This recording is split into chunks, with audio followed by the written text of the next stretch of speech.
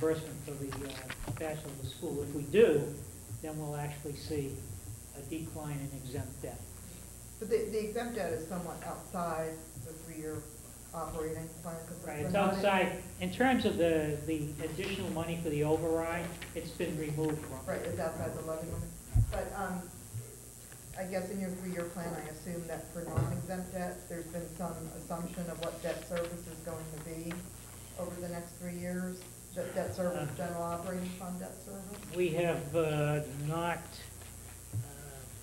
added to that number, right? Great.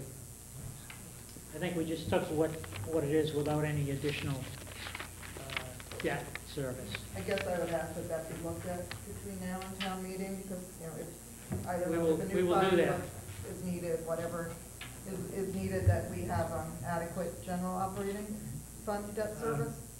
And then I guess I would like to I ask this question with a little trepidation, but I'll ask it anyway, and preface it by saying I know firsthand how difficult it is to sit at any of those tables up there.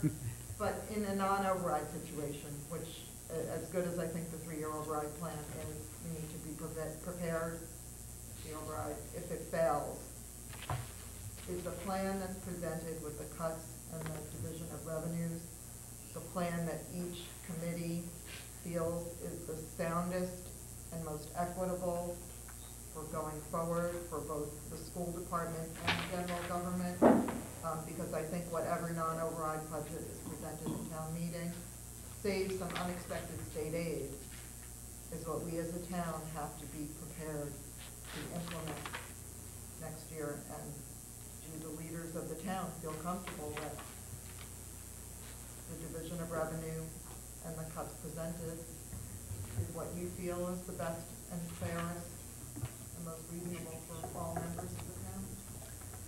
Well, I'll respond, but I can't speak for all the members of my committee, obviously. And if that question is posed to everybody, you know, one of the reasons why we asked the town administrator to take a look at further cuts was, you know, how can we, and where do we bring some balance in terms of, this is all the money we have, what do we do? The town administrator's recommendation was beyond $100,000, we had to really start looking at cutting programs. And you know, as I went through those numbers, he found some way of maybe even minimizing the impact of that. But it certainly impacts general government. And you can weigh that against the school. Now, if you look at just, it's not level services, it was like carry forward, I think was the term that we were using, meaning no layoffs in the school department. They're roughly $500,000 short of making that goal today using the governor's Chapter 70 number and the $100,000 from the school. So if we took $200,000, for example, from the town budget, you know tonight what that impact was, and we put it over to the school, maybe the superintendent or one of the school board members would like to comment on what that means in terms of staffing and the cuts, or you know, reduction in the cuts. Now, I can't answer that question. All what I can answer is, you know, how it impacts the town side. Now, what can happen? I mean, if it looks like the wind is blowing so we'll never pass an override as we approach April 30th, right? At April 30th, we can decide on two things. One is we can decide on shifting some money around, right, and make that recommendation at town meeting. Citizens of the town can get up and do the same thing, although that probably will create some chaos on the floor. Or three, we can say we're just going to leave it the way it is, and if the override doesn't pass, we'll call a special town meeting and take another cut at the budget. Not that I'm a proponent of that, but those are the options that we have. I don't know if anyone else wants to comment. Maureen. I think I would answer personally that my priorities would be public safety and education first. And when I look through the level of cuts that the general government are proposing, should an override fail, I see the same priorities echoed. And it bothers me to look at level 2 and level 3 reductions that would hit our police department and our fire department. So I think that when they prepared their levels of reductions, that they had the same priorities in order. And then I think I would hit on a second word, and it's trust. And having worked with the individuals and the different boards, I would honestly trust the members to look at their budgets closely and with those priorities in mind, see if there were any monies that could assist the schools in easing the pain should an override fail. So I'm comfortable moving forward with these levels of cuts. I think that I might have questions outside the operating budget, but I haven't seen the warrant yet. I don't know what the capital looks like. I don't know if there are warrant items that are being funded by outside sources. But certainly in an operating budget, this town has come together.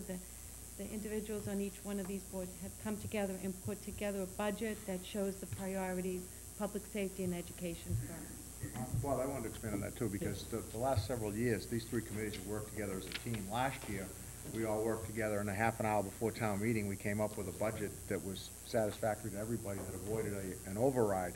And I think the last several years of having the finance planning team, the two chairs from each committee meeting together has brought us together, put us all on the same page and work cooperatively together. So I think that's the direction we ought to stay in, and I agree with Maureen that the cuts that are on paper right now are probably where we would at least start from if in fact an override didn't pass. Yeah.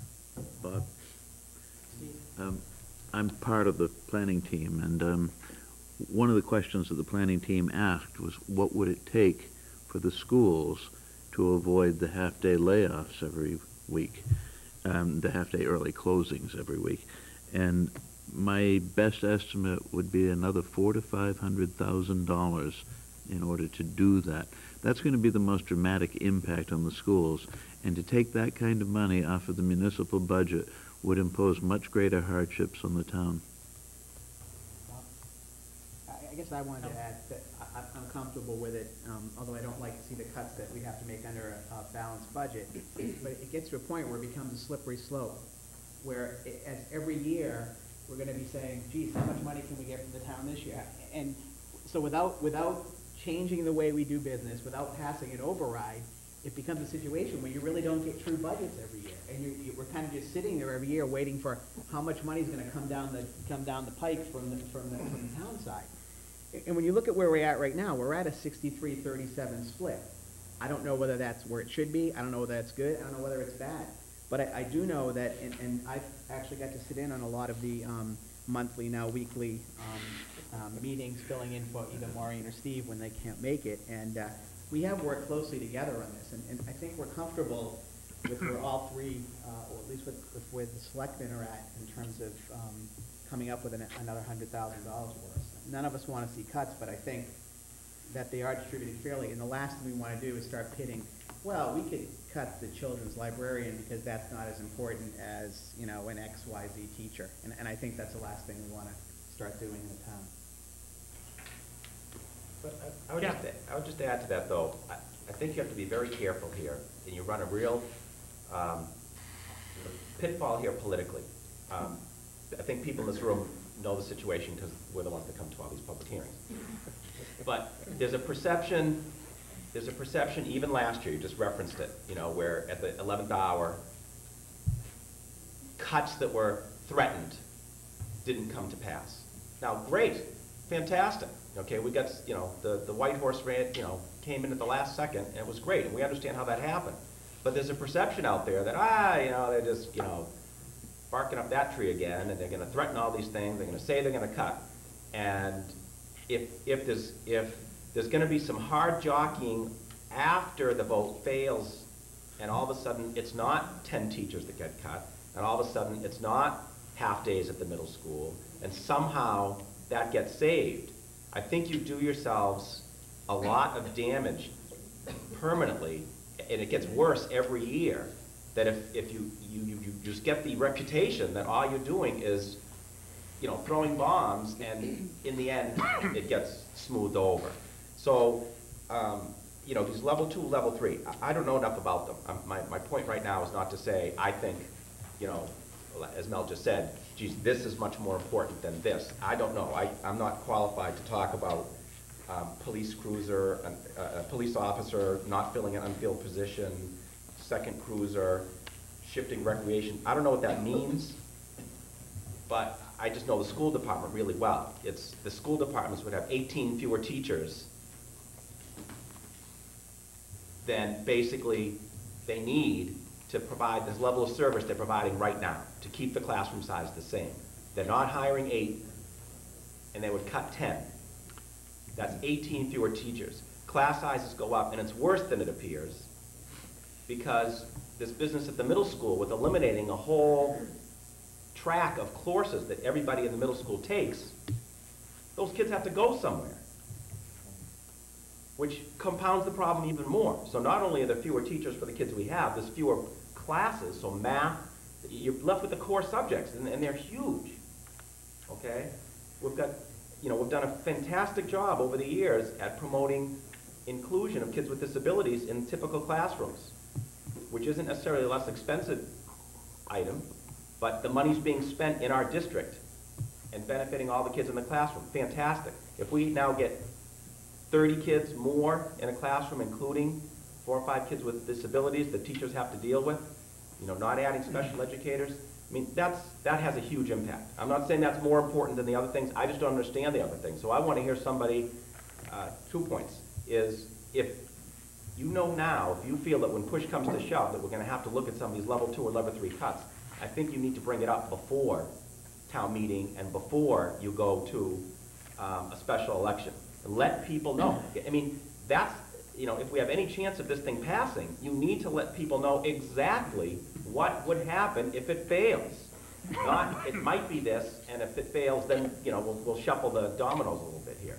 So I think you've got to watch that political risk, and I do, if anyone can comment, if not tonight, then at some point, I need to understand how these level 2 and level 3 cuts, how do those balance against what the impact would be on the school department. And you know, Bob, just one last thing, is you talk about, someone said, whether it's Greg or you know, you're talking about, you know, cutting whole levels of service. Well, again, I'm not making a value judgment, but you know, the kind of cuts that the school is going to take is cutting whole levels of service. I mean, whole departments are gone. You know, whole levels of courses that kids take now that are important are gone. So there's, you know, there's cuts of service over there too. So I'm looking for some help on understanding how you balance off these level 2 and level 3 I'm cuts. going to say something here, and I hope Mrs. Bailey doesn't read it the wrong way, but, you know, one of the, you know, you can cut out the entire library, close it, right? Now, I'm not suggesting we do that, but that's over $300,000. $400,000. Okay, so we're almost all the way to solving our going forward school budget. And we could take the recreation piece, the $120,000, and shut that down, right? And you know, we still have our public safety, we still have fire, we still have public works, right? But look what we've done. We've eliminated a couple of significant services that people enjoy in the community. Now you could argue, well, the recreation, we could turn it all on a fee base. The library, well, you say, well, the kids, they have school libraries. I mean, you can go down these paths, there's dozens of different paths you can take. There's no one good answer. And, you know, do you close the library to deal with the school issue? You know, I don't know how to make that judgment. Bob, can David address the comment Jeff made about what will happen if the override doesn't pass? Sure, and then I'll let Mrs. Bailey comment so that I don't get in trouble with the library. And Mrs. Colella associated with the recreation. Jeff, your question was how accurate will these reductions be based on, in the past, similar kinds of ideas have been floated there. I just want to remind everyone, prior to the last override, we had 2 years in the school department of reductions.